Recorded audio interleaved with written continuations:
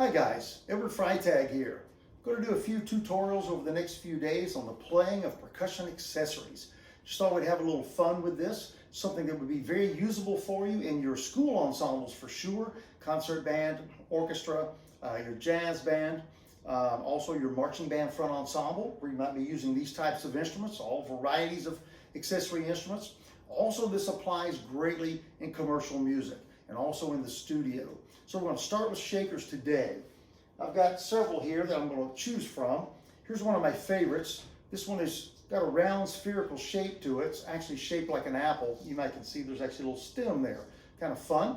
I love round shakers based on the fact that I can get the beads to move around the inside of the shaker, or I can get them to go straight back and forth from side to side. So it gives you a lot of sound options. Technique for actually playing the instrument. I'll usually put my thumb on the back and maybe 2 to 3 fingers on the instrument up here, just holding it simply like this. And I'm going to turn my hand sideways, and then I've got forward motion, little wrist and forearm, back motion, little wrist and forearm. So I've got this, I'll let you see it sideways. We have this technique right here. Depending on how I move my hand or the position I put it in will give me different timbres and textures. My accents are usually up, and usually my non-accented strokes are more in a down position. That's what seems to work for me. So let's take a look at this, and I'll let you guys see it both ways, from the front and from the side. Here we go.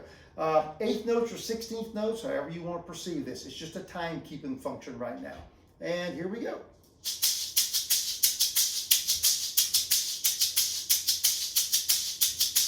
You can hear an accent at the beginning of each group of 4. A little bit of swirl as the shaker's moving and the beads are moving inside of it as I go to the down position. Let you see it from the side.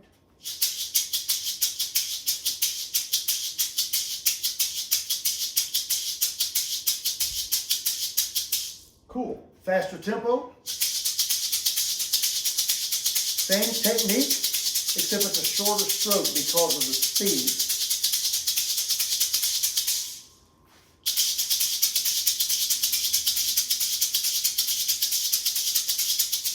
Cool. All right. Some little specialty techniques. We have a swirl that we can do with the shaker. Works great on the round instruments. I just basically am going to move my wrist, a little bit of elbow and my wrist moving in a circular motion, which gets the beads rotating around the shaker. Works great when I'm trying to sustain a sound or I have a fermata written in the music.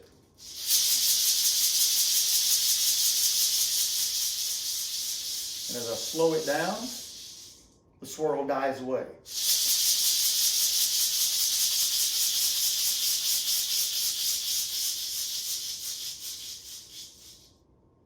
Have another sustaining technique that I call the rattlesnake shake. That actually sounds like the tail of a rattlesnake. From the side, just a quick forward motion. I keep the wrist pretty stiff on this because I really want the beads slapping the front of the instrument and the back of the instrument pretty rapidly. Okay, now cool thing is, I can take that technique and the swirl and mix them together and come up with a really interesting sustained sound. I can float in and out of them.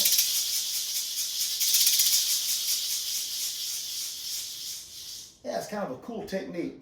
I can also incorporate those same techniques in a groove pattern. So if I happen to be playing, again, just 8th or 16th notes, I can throw some of those things in and make them actually be part of the groove, or make them a sustain and then come right back to the groove. So here we go. Ready? Here's our groove. A little faster.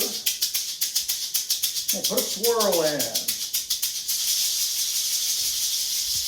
Back to the groove. Swirl. Groove. Here comes the rattlesnake.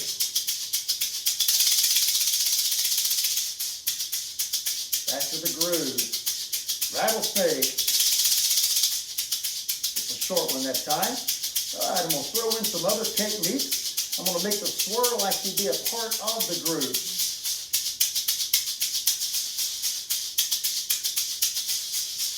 You can do odd meters like that.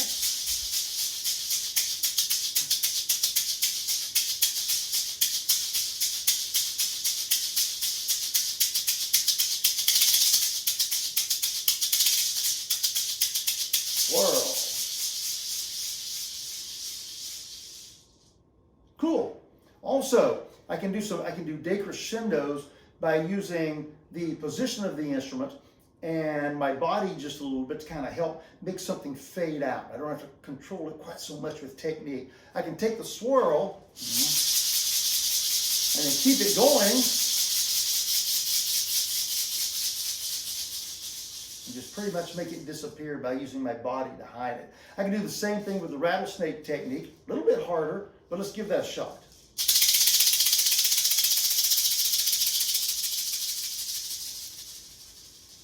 Also make that one fade away. Cool? All right. So a lot of players like to use two shakers, and they'll do like a double shaker pattern. Sometimes they'll do it in unison. You'll see a player, if they want a little bit more volume, they'll pick up two instruments. You'll see the same technique side to side. Got to make sure they line up pretty well. Also, you'll see some players, they'll keep one pattern going, they'll change the pattern here, and they'll actually get some pretty intricate rhythms going on.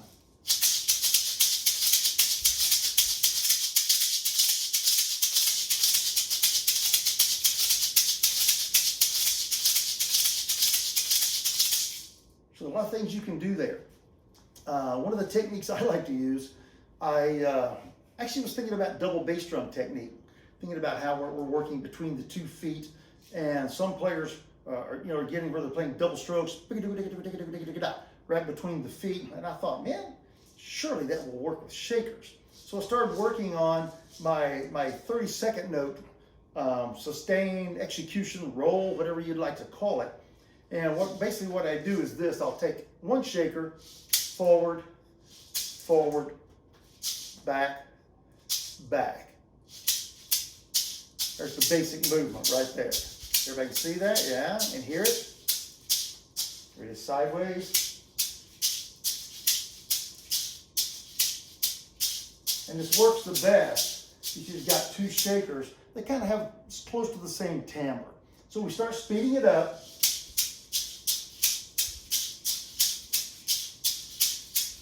Being aware of where the beads are.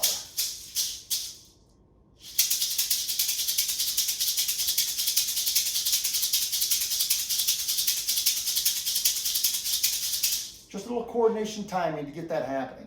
You can really play this thing pretty fast.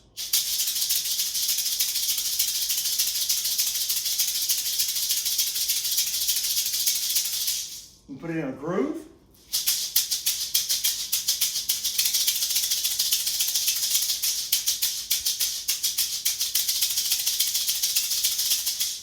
Yeah, 30-second note patterns there.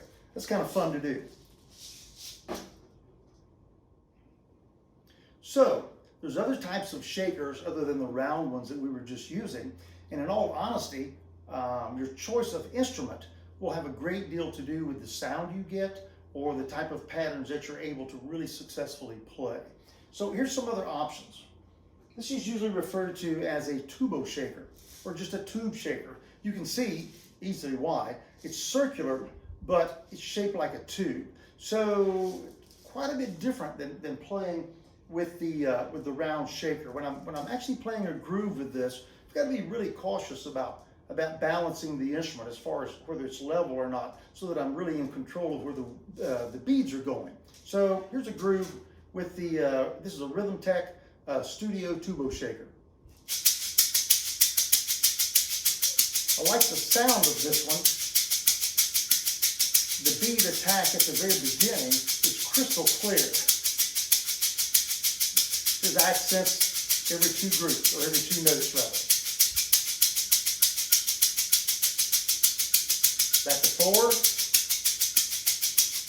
Now here's what's interesting. If I turn the shaker sideways, just as a little added extra effect, I get this thing.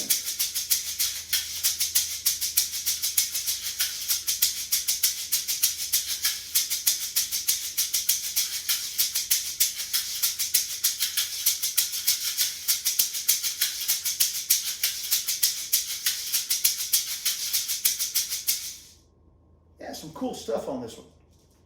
I use this quite a bit, particularly in live shows. This particular shaker is pretty loud, And even though I'm mic'd most of the time, still, if I want a shaker pattern to cut through drum set and a horn section and all the other things that are going on, I'll usually pick a shaker that's pretty strong, again, based on the music that we're playing.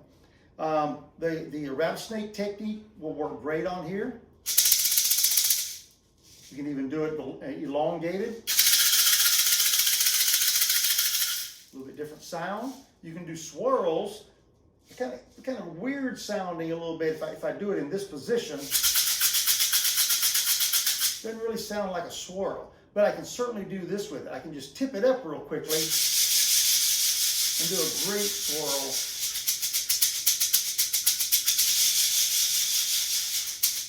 And then right back to the groove.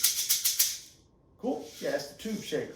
And again, you can use two of them if you want, or you can mix and match instruments, whatever you personally prefer. One of my endorser companies that makes wonderful cajones, Monk Drums in New Mexico. They also make shakers that actually look like they're cajones. I love these. And the cool thing is, here's one of their shakers. Check out the sound on this one. This is pretty interesting. This one's pretty soft. Kind of a delicate sound. I've used this on passages, particularly in studio recordings and in live recordings, where there's really not much going on texture-wise on stage. It might just be with maybe piano and bass and something light. Maybe even the drummer is not playing. I'm the guy providing a groove on this thing. So I've got these, and they have a very, very fine beat in them. So I get this really, really nice kind of light sound.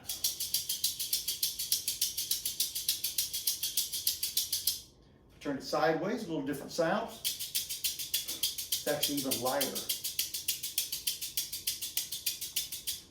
And I've got, I got two of these.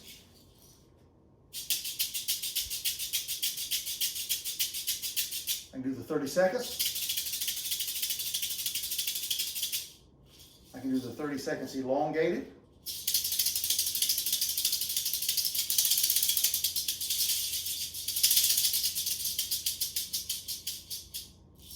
Okay, these actually come in different volume levels.